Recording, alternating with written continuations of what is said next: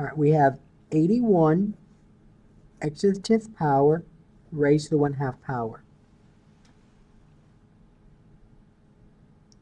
Okay, now let's kind of review something to help you with this. Let's review something that we had previous to this idea. What is 9 to the 1/2 power? What is square root of 9? Y'all agree? Square root of 9. So you wrote the square root of 9, which you know is what? 3. So the answer is 3. So use that idea with this. In other words, rewrite this. See how you did this? You wrote this as a radical, right? So rewrite this as a radical. So what's this as a radical? Do that first. What's this as a radical? Huh? Square root of 81 x to the 10th. Okay. So you want to rewrite this as a radical first. So that's the square root of 81 x to the 10th. Y'all agree? And now the rest is what we just did. So on your worksheet, there's a part in your worksheet that's going to look like this, and then you're going to have to rewrite it as a radical first. It's going to say, what is as a radical? That's what I want. Is that clear? And then it's going to say, what is your answer simplified? Square root of 81 is 9. Square root of x to the 10th is x to the 5th. So there's your answer. Can you understand what I want with that? Okay. Number 2, what if you had 64 a to the 6th power raised to the 1/6?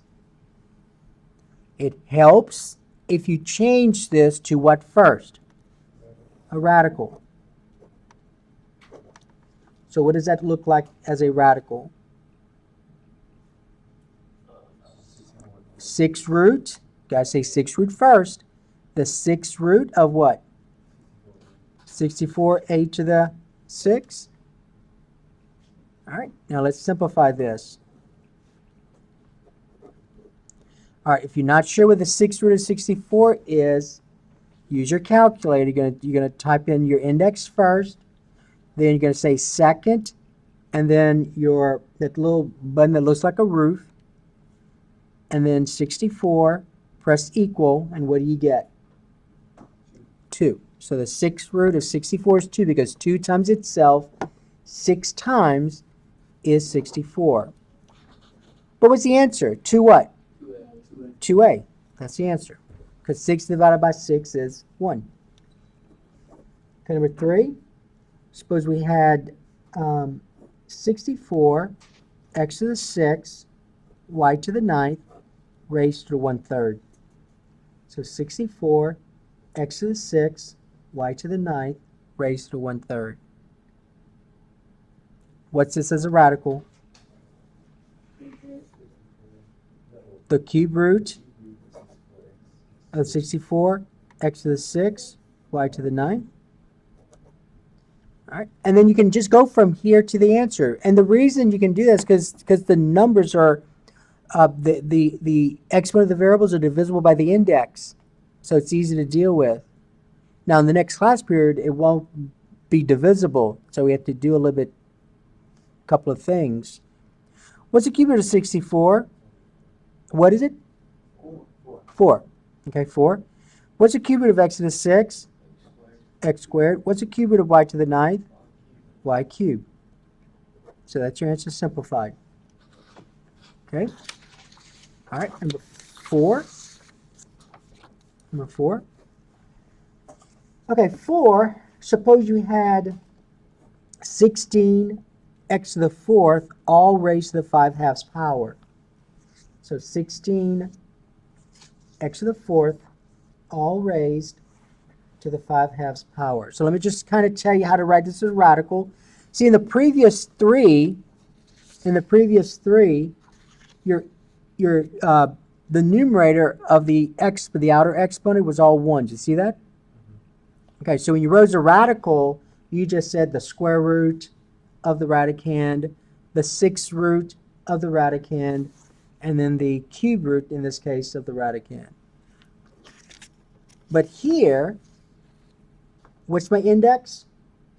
2. So you're going to say the square root of 16x to the 4th, but all that's being raised to what power? The 5th. So you have to do that. You have to put that in parentheses and then say raised to the 5th. Okay, so that's your answers are radical. Now let's simplify this. Now to simplify, you have to go a little bit, you have to do an extra step, I guess. So in other words, what I'm saying is this. You know, you put your answer in the blank. So there's an extra step you have to do here. So you actually have to determine, first of all, what is the square root of 16? 4. What is the square root of x to the 4th? And I'm doing what to 4x squared? Raising it to the 5th. All right, now on your calculator, what is 4 to the 5th? 4 raised to the 5th power. 4 raised to the 5th, 1024. X to the what? Yeah. Okay, so let's talk about x to the squared. So you have x squared like this, right? And that's being raised to what power? The 5th. Now remember, we talked about, and this was in the previous course as well, we talked about what was called the power rule. Power to a power rule. Power to a power rule. So basically, when you have a power raised to a power, what do you do those two exponents? You multiply. So 2 times 5 is 10. So that becomes x to the 10th power. And it kind of makes sense because if you look at x squared to the 5th, x squared to the 5th means I multiply x squared by itself how many times? 5. And then we know something called the product rule. So the product rule says that when you multiply like bases, you do what with those exponents? You add them. So you keep the base. So what's my base? X. And I raise it to the 10th power? 10th power? So this becomes 1024 times x to the 10th. Okay? All right, number 5. Suppose I had 125 x to the 12th, y to the 18th, all raised to the 5/3 power. Okay, so you want to blank will be the radical. What's going to be the radical? Cube root 125 x to the 12th, y to the 18th, all raised to the 5th power. So before you determine what the simplified answer is, go ahead and let's do a little bit of work. What's the cube root of 125? 5. What's the cube root of x to the 12th? X to the 4, because 12 divided by 3 is 4, right? And then what's the cube root of y to the 18th? Because 18 divided by 3 is 6. But all that's being raised to what power? The 5th. All right, let's put our simplified answers a blank. On your calculator, figure out what y to the 5th is. 3,125? Okay. Now, let's talk about x to the 4th. What am I doing to x to the 4th? Raising it to the 5th. Now, when I have a power raised to power, I do what to those exponents? So that's x to the 20th. And then y to the 6th raised to the 5th power, using the same idea, will be y to what power? 30th. Okay? All right, now, a couple more things, and then I'll give you a worksheet. You can start on that. Let's look at this idea. Okay, so we know this. We know that 3 to the 5th power times 3 to the 2nd power is what? 3 to the 7th, right? Don't say 9 to the 7th, right? It's not 9 to the 7th, so don't say that 3 to the 5th times 3 to the 2nd is 9 to the 7th. That's not true.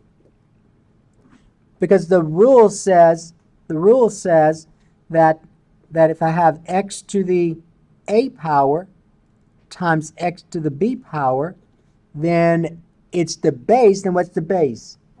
X raised to the sum a plus b. So when you multiply like bases, it's that base raised to the sum. Okay? So 3 to the 5th times 3 to the 2nd, what's the base? 3. And then you raise it to the sum of the exponents. So that'll be 3 to the 7th. Okay. All right. Now let's look at this. Number 1. What is a to the 2/3 times a to the 3/4? A to the 2/3 times a to the 3/4. Okay, now, what do you notice about the bases? They're the same. The base is the same, right? So I can use the product rule. This was called the product rule. So when you multiply like bases, what do I do to those exponents? You add them. All right, now don't use your calculator because you have to know how to add fractions with unlike denominators. Because next class period, we're going to look at adding fractions where the denominators involve variables and they're going to be unlike. So you have to know this, how to add fractions without variables before you can add fractions with variables. So I have 2/3 plus 3/4. Do you remember how to do this? So the denominator is 12. You have to find the LCD, which is 12. So you're going to write two fractions with 12 as the denominator. And then you find equivalent fractions. So in other words, 2/3 is equivalent to what fraction with the denominator of 12? That's the question. So basically what you did was you said this, and that's going to be important when we do the ones with variables next class period. 3 times what is 12? 4. But remember, what you do to the denominator, you have to do to the numerator. 2 times 4 is 8. And it kind of makes sense because if I reduce 8/12, do I get 2/3 back? Yes. 4 times what is 12? What I do to the denominator, I do to the numerator. So 3 times 3 is 9. And again, if I reduce 9/12, I do get 3/4. Now the denominators are the same. So you add their numerators. So what do I get? 17/12. So the answer is going to be a to the 17/12. Okay? All right, let's do one more. Number 2. Suppose I had 3 to the 2/3 times 3 to the 5/2. 3 to the 2/3 times 3 to the 5/2. Notice I'm multiplying like bases. So if I'm multiplying like bases, I can use that product rule. So what do I do with those exponents? Add them. So 2/3 plus 5/2. What's the LCD? 10. Oh, I'm sorry, 6. 6. So 3 times what is 6? 2. What I do to the denominator, I have to do to the numerator. So what's going to be my numerator? 4. And remember, if I reduce 4/6, I do get 2/3 back. So 2/3 is equivalent to 4/6. So 5/2 is equivalent to what fraction with the denominator 6? So I got to multiply the 2 by 3 and the 5 by 3. So I get 15. So when I add 4/6 and 15/6, I get 19/6. Yes. All right, now tell me what the answer is. 3 to the power of 19/6. Yeah, so you don't say 9, right? You got to keep the base. What's the base? 3. So it's 3 to the 19/6. Okay? All right, any question on what we just did? Okay. All right, so that's the end of this lesson. So let me go ahead and give you your worksheet that goes with this.